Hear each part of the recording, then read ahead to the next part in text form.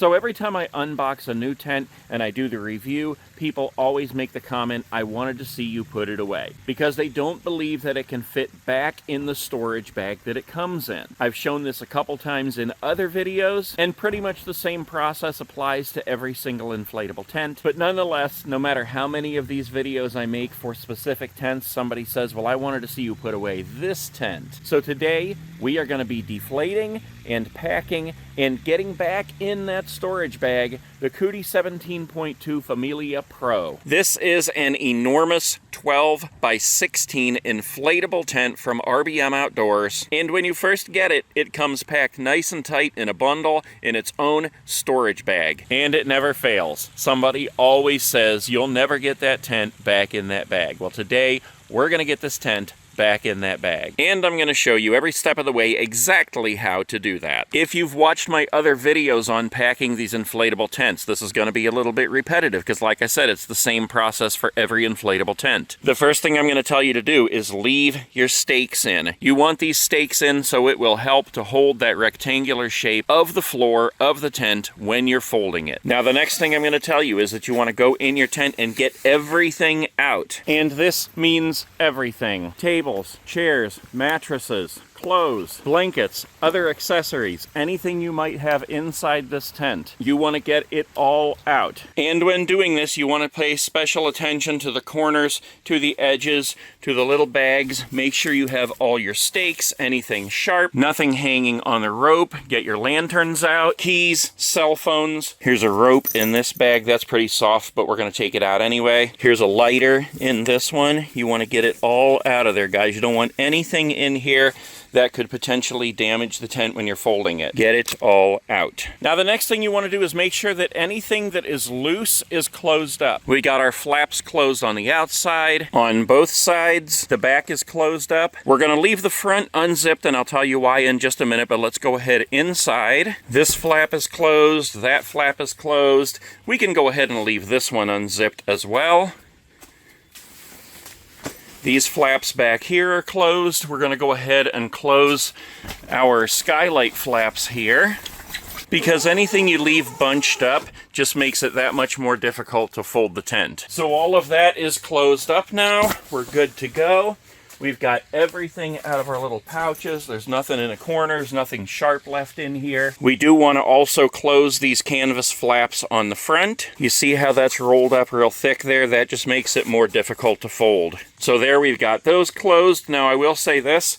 I did leave this edge over here unzipped because this one holds it in place, and that will give it a little bit more area for air to go out. And that is exactly why we're going to leave this front door unzipped. Leaving that unzipped gives us somewhere to let the air out from the inside of the tent. When we open the valves on the tent, it deflates the frame inside, but air also gets caught inside the tent itself. If we don't leave something like that front door open to let that air out, it'll be just like a big balloon that you're trying to get the air out of. So now we've got everything out of the tent, we've got everything closed up, we're ready to deflate the tent. And like I said, leave your stakes in place in each of the corners. As the tent deflates and as you begin to fold it in, having the stakes in place will hold that as a nice rectangle, rather than just having one big loose piece of canvas while you're trying to fold it into a nice rectangle. So we're simply going to go up to the two valves that I showed you on the corner of this tent. We're going to open the front valve first. Starts to deflate with a loud blast of air. There is no need to use a deflator pump to get the air out of this tent. We're going to follow that up by opening the back valve so it has another place to let that air out. And in this process, you can see what I mean by there being air inside the tent itself that needs to come out, because it just looks like a big balloon that's trying to deflate. Leaving that front door unzipped like that allows for all that air inside the tent to come out. So with your tent deflated, the first thing we're going to do is just walk around and start folding it in on itself. Again, this is where keeping the stakes in place helps it to maintain the rectangular shape on the floor, because as you're tugging and pulling to fold the tent in on itself in a nice rectangular fashion, if you didn't have those stakes, you'd just be pulling the whole thing in there and it'd be one big bunch and a mess. Now, this is a huge tent. You do not want to walk on the tent itself. You don't want ugly, dirty, muddy footprints all over it. So you're going to have to just do your best that you can to fold this all in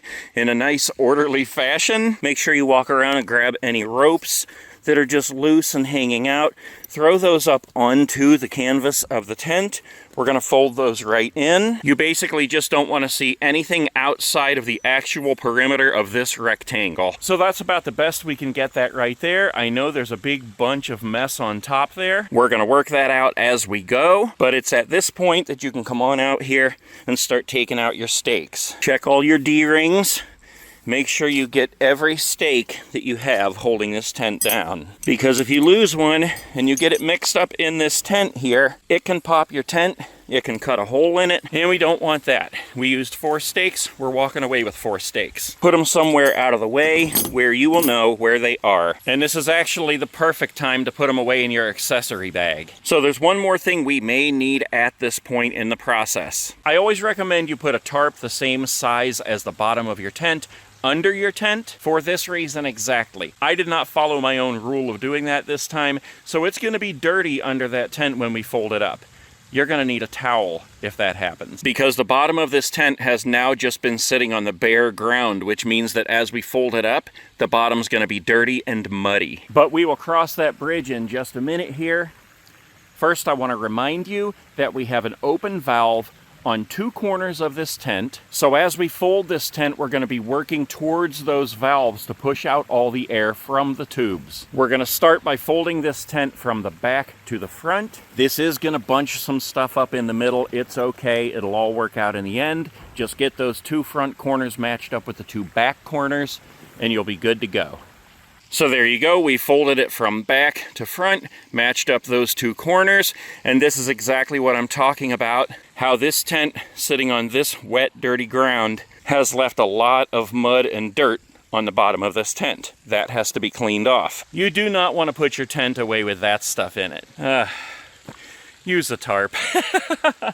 Wiping down the bottom of this tent is not fun. Using a tarp saves you from doing this, because you want to do everything you can to put your tent away as clean as it can possibly be. The next step is simply just to walk it out. Walk all over the tent, and since we're walking on the bottom of the tent, we're not getting the top of the tent dirty. Walk all over the tent, pushing out as much air as you possibly can. Honestly, there's not a lot left in there. After you've walked it out, we're going to fold this over 2 more times. Once, walk it out, fold it again, walk it out, each time walking towards those open valves to push the air out. And when you're done, you should have what looks like a long burrito. Just think Taco Bell, baby. Enchilada and chorito, chili cheese, Taco Bell. One long burrito. Now, it's at this point that you want to get your bag and your tension strap. You want to have those things ready for when you get this rolled up. You want to drop your tension strap and the bag right at the end where you're going to end up after you've rolled this tent. When you roll your tent, start at the opposite end so you're rolling it towards those valves,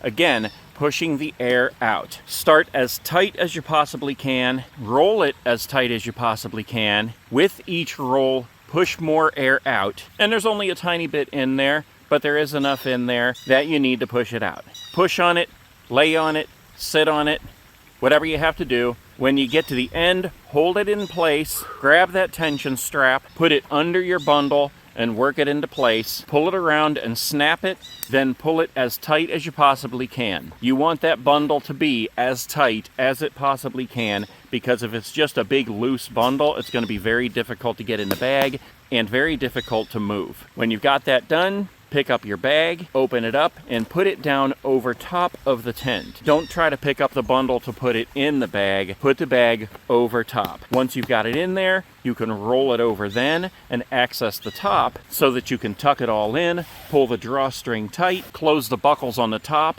and pull those tension straps as tight as you can get them. And there you go. I'm not gonna lie, it takes some effort. But from the time I hit the record button, walked up there, rolled it all up, got it in the bag, tied it all nice and tight, it took 4 minutes and 3 seconds. Complete takedown of the tent after everything's out and it's prepared, deflating it, folding it up, even wiping it off, rolling it up, putting it back in that bag. Under 15 minutes and probably more like 10. But there it is, guys, proof positive. The 17.2 Pro can be put right back in its storage and carry bag just as it was when it came out of the box. Stay tuned, because we got a lot of awesome camping stuff coming, guys.